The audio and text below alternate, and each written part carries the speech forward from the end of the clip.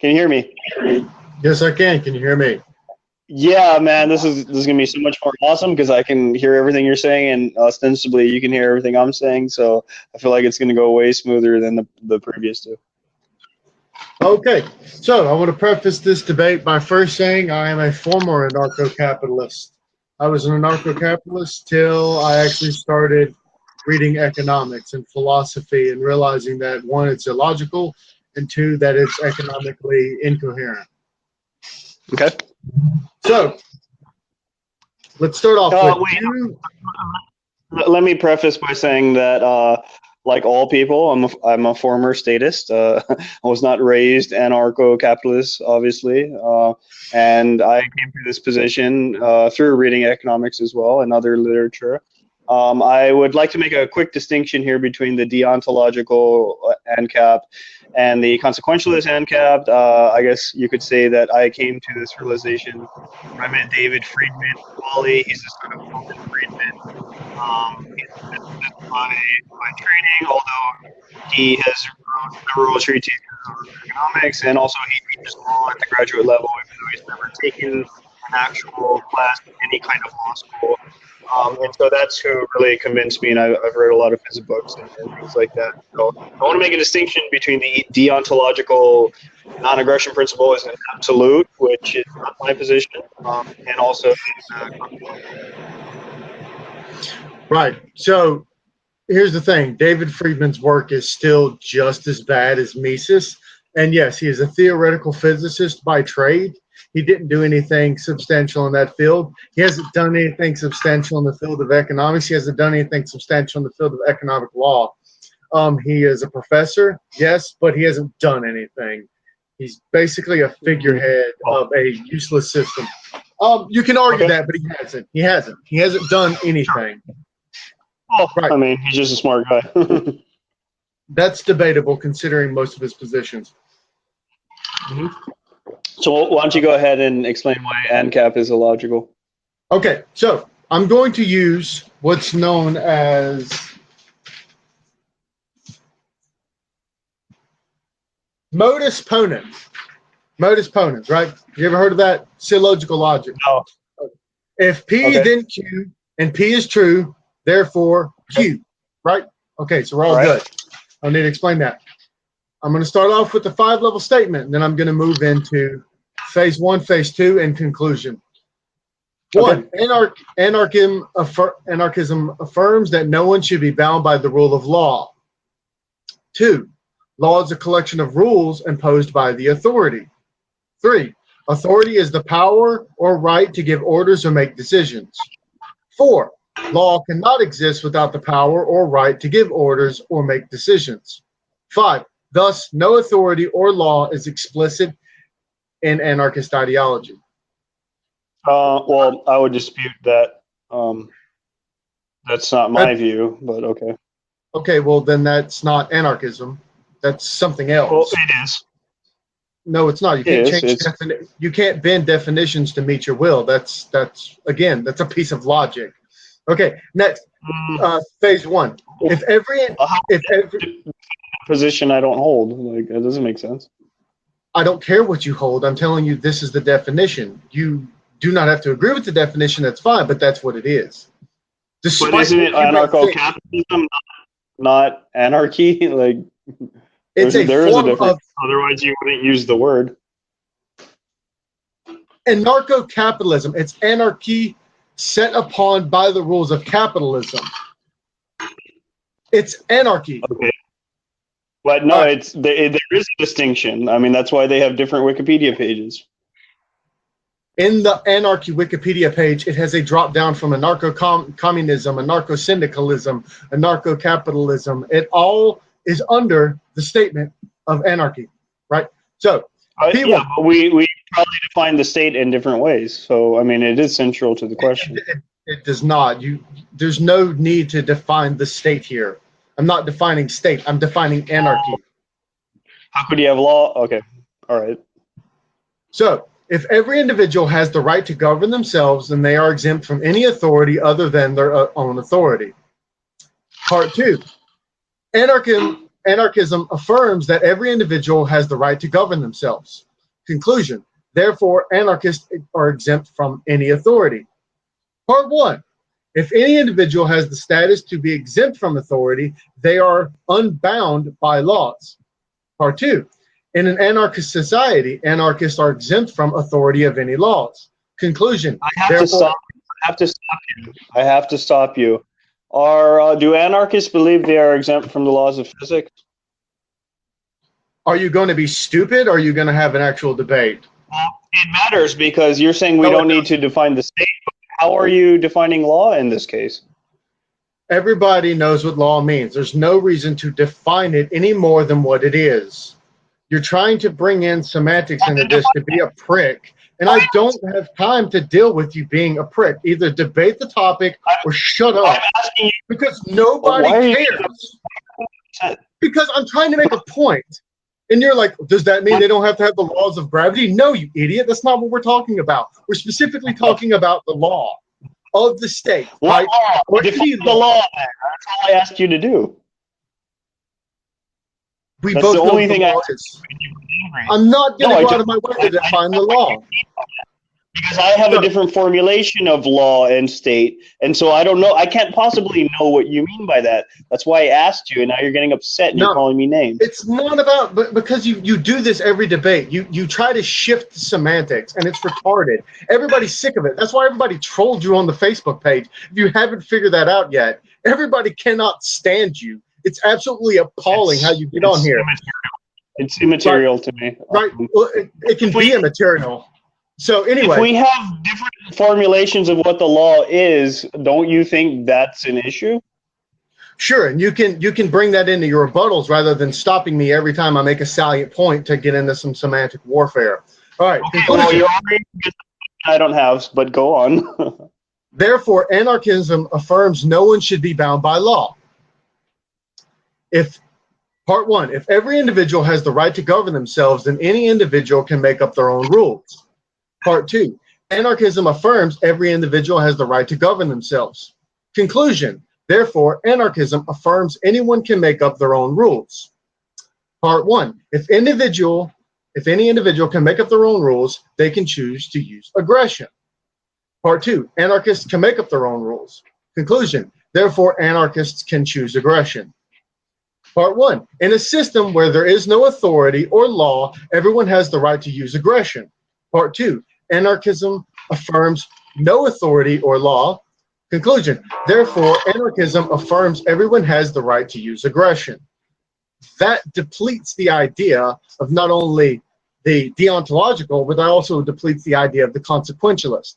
And that goes back to what Ben Hewitt was saying when he said that there is no value statement to be made when you say that one entity will not overtake another via force. If there is no law, if there is no boundary that someone has to stay within, then one action can be used with force against another.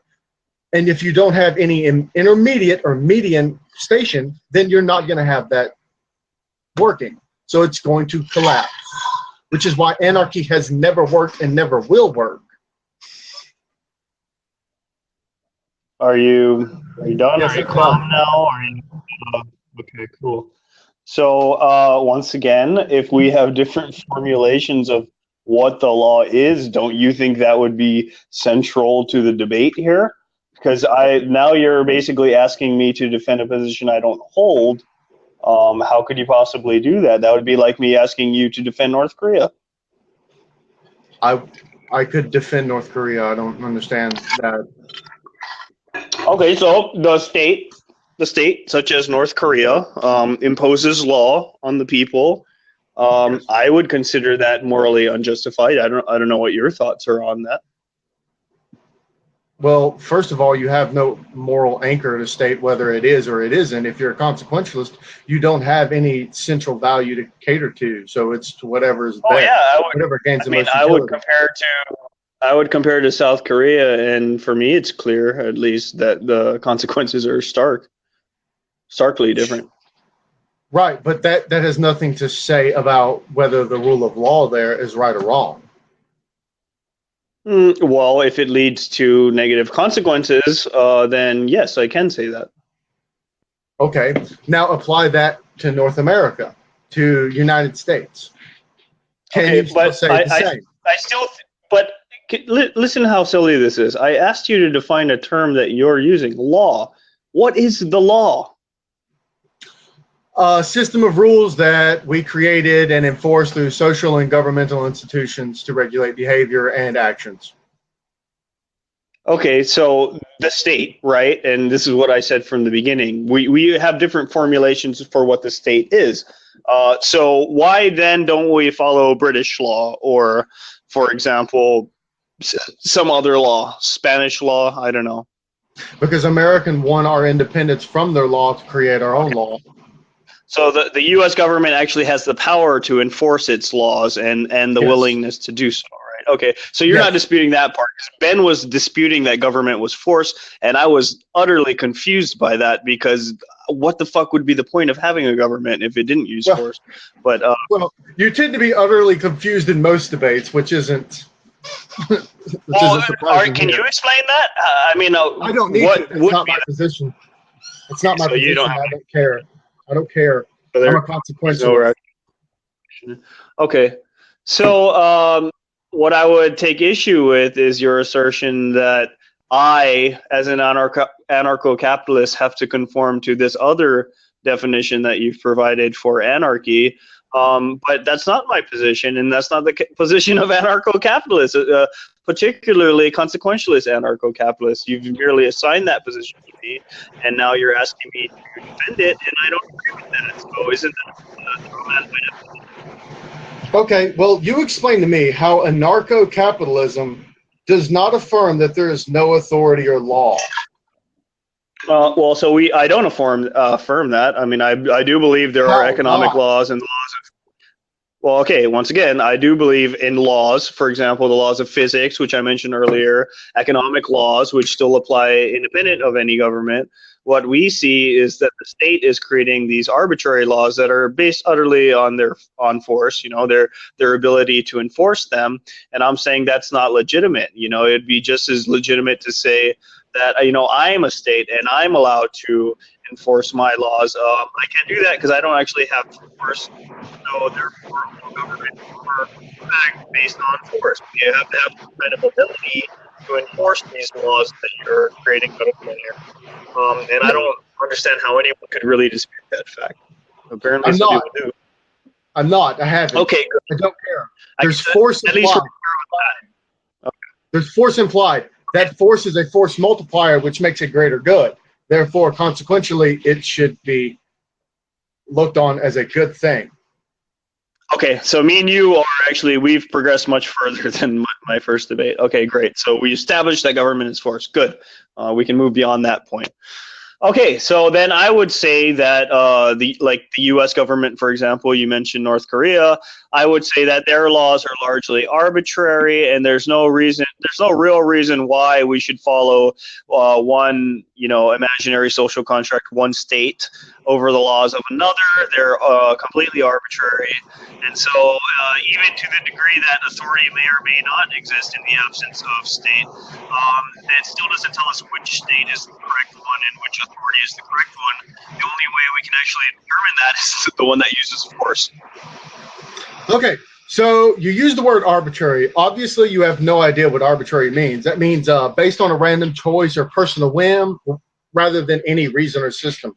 If there is a reason or system behind it, it's not arbitrary, right? We have laws. We have laws that come from a reason. Therefore, they are not arbitrary. You may not like them. However, that does not make them arbitrary. So don't use that word. In common language, it does. Like, I could say that I arbitrarily chose this shirt today. I suppose there is a reason why I chose it, but most people would describe that as an arbitrary decision, much like your hat. It would be an arbitrary decision. You're like, I'm going to throw this on. That's arbitrary. That's on the whim. It's not a planned action. It's not a reason or systemic action. Therefore, it is arbitrary. Okay. That's why we need to define that word arbitrary so deeply. And it's not even a common word. So I don't know why you would say that. It's not like somebody's like, today I arbitrarily stepped on a rock. Like, nobody says that. That's not common language. Arbitrary is very specific for very specific reasons, and you're using it incorrectly. Now, I use the term arbitrary distinction all the time. So Again, I don't know that other people use it, but I do. okay. So let's talk about problems with anarcho-capitalism, specifically without a state, right?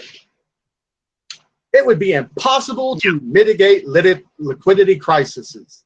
It would cause severe deflation, higher risk of financial system collapse, higher volatility and asset prices, and without a lender of last resort, a bank run would cause a bank collapse every 10 years, as we've seen of America before we had the Federal Reserve, right? So right there, that right there is enough negative impact to disagree with it from a consequentialist standpoint, no matter the moral argument you can make. It's not clear to me that the Federal Reserve actually produces net positive outcomes. It's not clear that we even need central banks in the current age. It seems to me that we could just as easily all move to cryptocurrencies. It seems like it would be a better alternative to what currently exists, in my view. Oh my God, no, not even close. Jesus Christ. So, all right. So everybody here knows that I studied monetary economics. That's my specific goal in life, is to study monetary economics, right? One of my best friends is one of the leading researchers in cryptocurrencies, specifically Bitcoin. It's garbage. It fluctuates at such a massive level. If a country ran on it, the country would go broke and go rich in the same day, and it would collapse the financial institutions because it's asset volatile. Because the way it's set up doesn't work. We're talking about no countries, so that's not really a valid argument. Well, you can't make the whole world anarcho-capitalist in a day. There has to be some level of the presumption. Wasn't that the presumption here, that we are talking about the consequences of world anarchy or states? But we have to take into account that it could not get there. It's not feasible for it to get there, because before it could happen, it would collapse. I just explained to you asset volatility. Without a lender of last resort, banks would collapse. There would be runoffs on banks all the time. So they collapse and new structures emerge out of the collapse, and ultimately it leads to better consequences. That's not true. It's never happened that way. Well, it's not to say that it couldn't. Yes, it is. It's been historically tested well over 20 times. There's been 20 at minimum bank runs. Without a word, when a bank run happens, it collapses, especially in localized communities, it collapses the economy. And it causes people to lose jobs and die on the street. This is not a hyperbolic situation. It actually happened. If we're measuring things in the aggregate and we're talking about consequences, the state has certainly led to many mass murders and negative consequences in general. How can you then say that the Federal Reserve has overcome that? Did you do the math on it, or how do you know that? Yes, I have done the math on it, and yes. Well, can we not look at the Great Moderation from 1980 to 2007? I mean, I think that was a pretty solid time.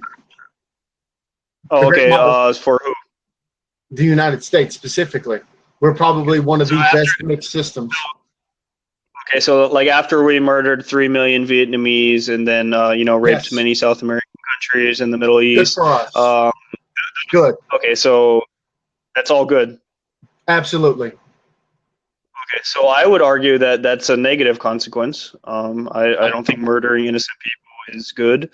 I don't think anyone's innocent. I think it's a useless word. Children. By what definition would they be innocent? Innocent of what? Are they better in this world being on it? I don't have to define it. I'm not the one making the claim. I'm not the one making the claim. Innocent. No, there's no innocent people.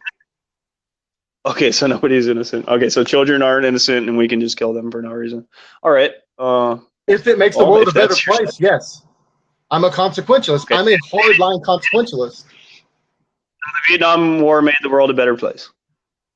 Well, it stopped the tide of communism within there. Yeah, I would say so. Did it? Yes. Oh, okay. So who's running Vietnam now? Not exactly sure, but Vietnam might have been. Let's see. The Communist Party. The communists did, in fact, they do rule Vietnam. I lived in Vietnam for a year, so I know that. You did not stop the tide of communism. In fact, the other negative consequence, I would argue, was that Pol Pot came to power. I believe historians widely agree on the fact that he probably would never have come to power if we weren't bombing Cambodia. His rise to power can be attributed to bombing Cambodia. So I would count that as another negative consequence. Well, I don't agree with that. So I think Pol Pot would have eventually grabbed power because in that time and at that area, many communists were coming to power, which is specifically why America interjected there. Now, secondly, there's also some. But they didn't land, so they prevented it in quite many other places. The threat of force limited it to other places. Specifically around that region, it might have, but we can see South Korea. We can see the Philippines and other places like that have had positive consequences from it, right? But ultimately, okay. So here's the thing. The biggest part of it was, one, it helped bring about the collapse of the USSR. Two, it helped bring about the collapse of Chinese communists by forcing them to pay so much money and they could not keep up. Really? So you don't think that the constant Cold War and aggression by the United States did not lead to monetary withdrawals from the Chinese and the Russian governments that led to their later collapse? Well, first of all, China didn't collapse. The Communist Party still governs China right now to this day. Secondly, I think there's basically a consensus on this issue. I know me and you debated this, and I don't know whether you reject the consensus or not, but the consensus seems to be that when China opened its markets for economic reforms and market reforms, that is in fact what led to China having particularly for economic freedom. But we know that richer people in general tend to have more freedom than non-rich people. It's harder for states to control rich people because the more oppressive they are, the less money they make, and the less tax revenue comes in. So, I mean, we could tell the same story in Singapore and Hong Kong. It's always the same story. Market-based systems are simply better than communist systems. Yeah, that goes without saying. That market-based systems are better, and that the reforms in China, which brought about the main collapse of the Communist Party. So you can state that they're still a Communist Party, but that's part and parcel with them being the Communist Party. They're not necessarily communists anymore. They're actually a good because they did market reforms. So, like, that's the thing that they did, which made them not communists. Exactly, which refutes your previous statement that they still are communists. So there's that logical inconsistency. The party still exists. You said they collapsed. I didn't know what you meant by that. Collapsed? What is it? The party itself collapsed, and it had to do reforms to make a monetary bouncing back from the constant pressure from Western aggression that caused them to spend too much money.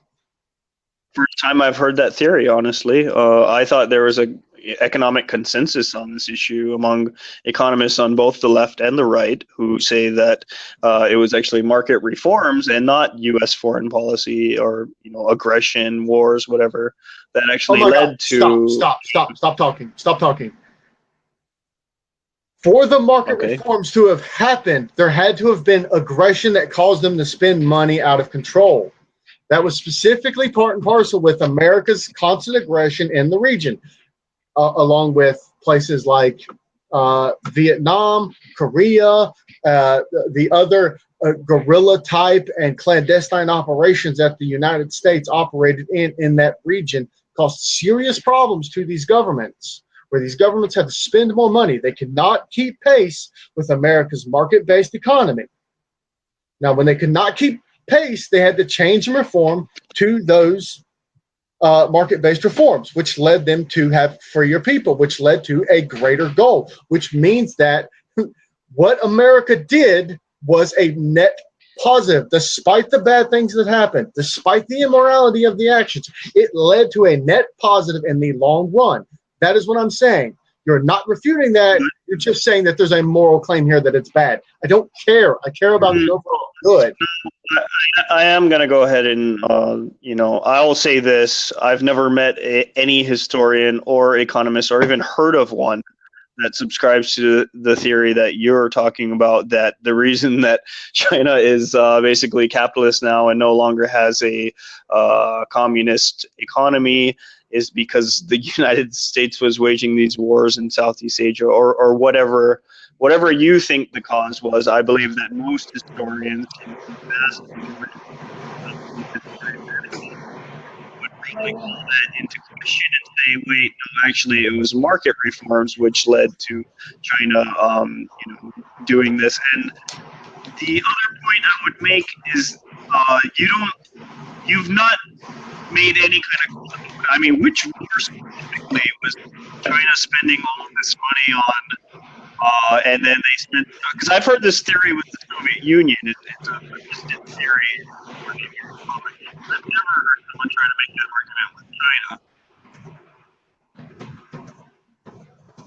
I mean, is there a specific war you're talking about? Like, which war bankrupted China? The war against the communists. So when we talk about the Cold War, people specifically render it to the USSR, but it was not just localized to the USSR. The whole goal of the Cold War was to limit the rise of communism within the eastern part of the world, right? So China was a communist at this time. They were not. They were also subject to the growing of communism in the area, which means that the U.S. government also used tactics against them. And if you agree with one, then you should agree with the other, because they happened around the same time and around the same way. Which war, though? Like, specifically, is there a specific Cold War? That's what we call it. So, I don't know. It's so broad and vague. I mean, does it concern you at all that there's no other historians or economists who share this view? I don't know of any that doesn't. Okay, so you believe that the reason China decided to do market reforms was not because communism was failing and, causing a lot of poverty and death. That's not the reason, I guess. The reason is because they were spending so much money on the Cold War due to U.S. foreign policy, and that's why they engaged in market reforms. That's your position? Yeah, it seems to be perfectly logical and perfectly reasonable. Where is it illogical? Well, like I said, most, all historians. I don't know. Probably not all. Stop. You don't know that. You can't make that claim. You explain how it's illogical. Well, like I said, communism itself is a bad system objectively, based on all the evidence that we have. We know that communism leads to negative consequences. So it seems like the consequences of communism itself is the thing that led to market reforms, and this is true that everywhere communism has been tried. So it's puzzling to me that you would go against the consensus of historians and economists who do believe that the consequences of communism, the negative consequences of communism, which led them to say, you know what? We've tried this policy. We're still poor as fuck. People are still starving. We're going to go ahead and try something else. I mean, that seems like a much more logical, rational. Right. No. Okay. So again, you already agreed to the point that what happened with the communism and USSR was a direct result with the battle for technology and growth in the Cold War against the United States. You say that that's true. No, I said I had heard that theory before. I said I had never heard someone try to make that argument with China before. You're the first. So you agree that that theory is held by people. How is it any more? I mean, I studied Soviet and Russian history, so I think I have a different understanding of the American public, but, Sure, you've studied everything. So far, that's what we've got. You've debunked Sam Harris. You're smarter than everybody. I got it. So you're a brilliant man. Okay. I'm just saying it's not ad hominem. Average. I'm certainly not an expert, but I do know more than average. Well, again, on that particular topic that I studied in college. Okay, but again, these are things that you've stated. You've made very big claims with very little evidence, right? So, what, that I studied that in college? That you disproved Sam Harris, that you have this above average intellect to the average American, and that you've studied this one facet of Russian civilization. Did you? I knew something about a particular. I know more about the general public because I happen to have studied a particular subject in college. I think that's a demonstrable fact. I beg to differ. I know people who have read one economics book that would probably wheelbarrow you in economics, right? So, okay. I mean, you can make this about me, and I'm a terrible guy or whatever. But if we could get back to the argument. Well, you've derailed this argument so far that it's useless. So we haven't even talked about, again, that consequentially government is better than anarcho-capitalism. Mm-hmm. I've given once again, I've gone over the consequences of the state, like the 3 million Vietnamese that we killed. You said that was good. I mentioned all the the millions that we killed in South America and the various wars related to the Cold War and the drug war too. Apparently that's also a good consequence. And the millions of people we've killed in the Middle East, that's apparently also a good consequence for you. The only thing I would respond is that I don't find those to be good consequences. I don't think it's okay to kill innocent people. I do believe that children are innocent. I don't think it's okay to just kill them for no reason. You may or may not dispute that. I didn't really get a clear answer, but from my view, I don't consider that to be a conflict. Okay, so here's the thing. We already know that anarchism affirms no authority and no law, and that it affirms aggression. Therefore, it's just as likely with anarcho-capitalism to have aggression just as bad, if not worse, than statism. Yeah. So here's the thing. Okay, I got your point. So here's the thing. No, because I'm making a point. So if we agree that that's true, which if we don't, that's fine. You can disagree with my theologic logic, which go for it and debunk the logic. But at least try to pick out one of the big three logical errors in it, right? So if we agree by that logic that we can affirm aggression from the anarcho-capitalist side, but that goes into the next step of interpersonal interaction, which anarcho-capitalism completely fails because it cannot at all control the will of people at the lowest level, at the interpersonal level. So for whatever no wars you might have, there's very easily thought of that you will not be able to control the parameters of people's lives, and therefore anarchy would assume, and people would die, and we would not progress further. Okay.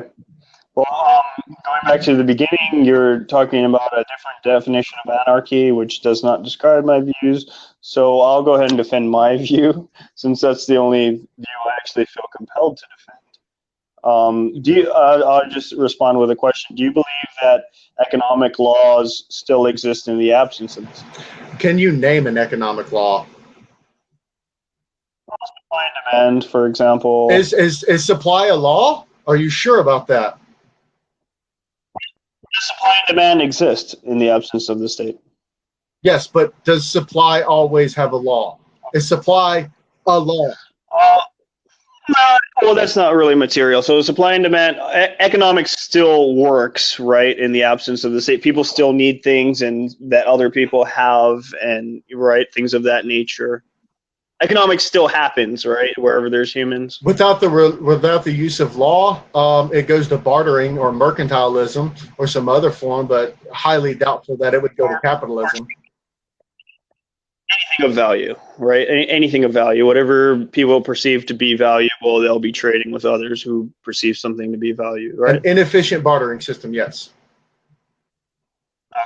So economic laws still exist even in the absence of the state. So, for example, murder is a situation that can impose high costs on the individual doing it. For example, you're taking the risk of yourself being murdered, so there's at least some kind of economic disincentive not to do it. It's not foolproof, obviously, just like it's not foolproof that the state won't just randomly kill people.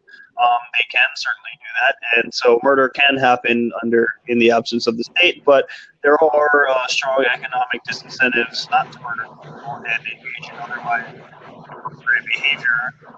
And I would argue that these incentives are just as strong in the absence of the state because, for example, there are many reasons to believe that war would not be common in the absence of the state because there's no real mechanism by which you could socialize the losses of a war. As we know, wars are very costly. They cost a lot of money. The benefits, to the extent that they exist, are almost invariably lower than the actual. And the only way to make war profitable is if you socialize the losses from sexual society. You simply take the profits off the top as a capitalist will. That's the only way it can actually be profitable. If you had to add up all the costs and then you subtract that from whatever, so economic, there can be situations where it would be positive, but not the kinds of wars that were. So I heard about half of that, but here's my thing. So the economic consequences of war, right? So it shores up interest rates, it takes back food progress, and it shrinks consumption. True, partially true, partially true. Here's the thing. I would look at also you're killing people too. I mean, I consider that to be a negative consequence. Well, that's fine, but I don't share your value system, obviously. So, because as a consequentialist, you're not a consequentialist. You're making statements from a deontological point of view. If the means justify the ends, it doesn't matter if it's an innocent person. So that's completely irrelevant to the discussion. You have to take a deontological view if you say killing an innocent is bad. You can shake your head no, but that's the point of a moral. Simply consequence, which is exactly what I said. But there's no negative consequence if the overall consequence is greater. Again, it's still a negative consequence. What you're saying is that it's net positive. You can't say that it's not a negative consequence unless you think it's okay to kill innocent people. You do not understand what consequentialism is, really.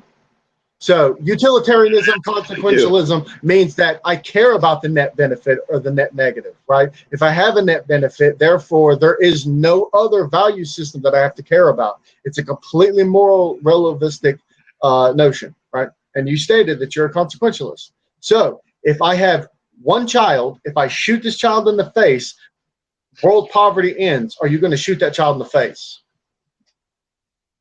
Well, once again, do you agree that that is a not a net? Let's stop. That is a negative. Shooting the child is a negative consequence, right? Not a net negative, but a negative consequence.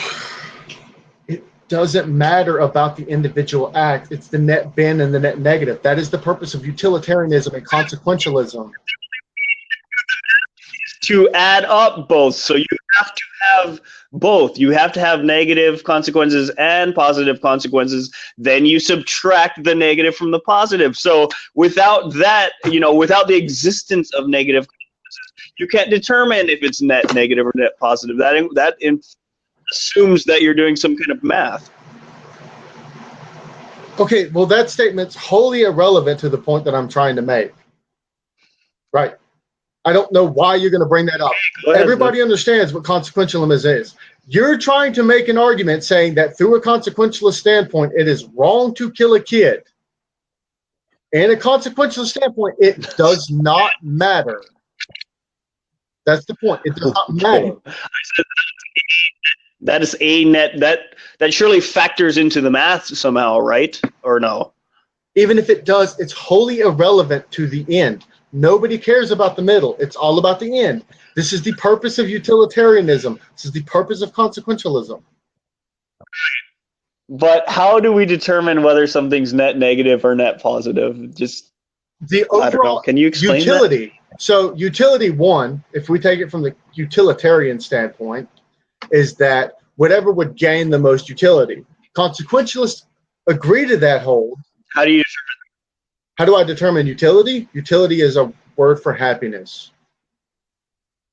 How do you determine if it's net negative or net positive? Because I mean, clearly you don't think the math is important. So how do we make these determinations? No, you're getting off on a tangent again, trying to bog the debate down. Again, I don't care how we do the math. What I'm saying is at the end of the day, when we tally up the numbers, it does not matter. The net negative consequences do not matter. They are not immoral. They are not bad. They do not exist anymore. We only care about the net positive, the net benefit. If the net benefit outweighs the net negative, then we go with that, and the consequences be damned for the net negative. That is consequentialism. Okay, how do you know? I mean, because the word weight implies. Right? So once again, how are you determining that it's net negative or net positive? Surely you must come back to my original point, which is that is in fact a negative consequence, but it may not be net negative.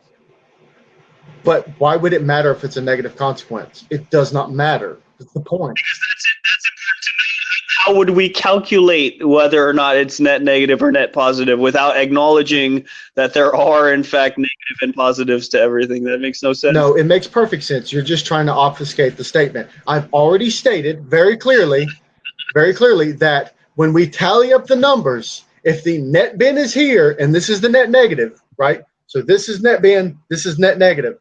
All of this goes away. Does not exist anymore. Nobody cares. All we care about is that net benefit. That's no. You're saying that you acknowledge that there are there are negative consequences to the action, but it is morally justified because the positives outweigh the negatives. So you are still acknowledging that there are negatives. Come on, man. I've never refuted that idea. I've never made a statement opposite to that. Okay, so there are negatives, right? So killing the girl, killing an innocent person is a negative, perhaps not net negative, but actually it is. We can put that. Which pile would we put that into? Probably negative, right? Well, it depends. Again, it's each individual action has to be weighed itself, and then you weigh the aggregate, right? So killing this girl, right, that is a killing her if she dies. That's a negative. Her death brings about something good. Right. That's a positive. The negative does not matter as long as the positive outweighs it. Now, when you take that from the micro to the macro level, that's when you start erasing the negatives even more, and they do not exist anymore. No, they still exist. It's just that the action becomes morally justified. I mean, the negatives still exist. I can dispute that part. Can I just say something that I am a consequentialist? It's just that the dispute here is that you're asserting that they are net positive, and I'm disputing that part. And part of my dispute was to bring up some of the negative consequences, such as killing 3 million people in Vietnam. And to me, it's not clear that the positives that you actually outweigh the negative. So from my perspective, as a consequentialist, I see it as net negative. I mean, you've not really offered any argument to show me why it's actually net positive. What you're saying that we should ignore them. Yes. Hold on. I'll let you finish.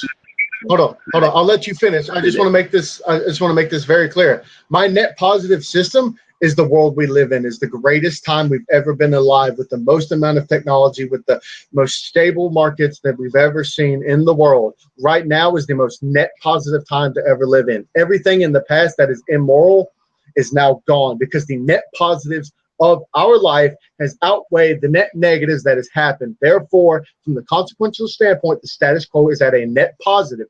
You cannot refute that. Well, I would say that's due to markets. I would say markets created a net positive. So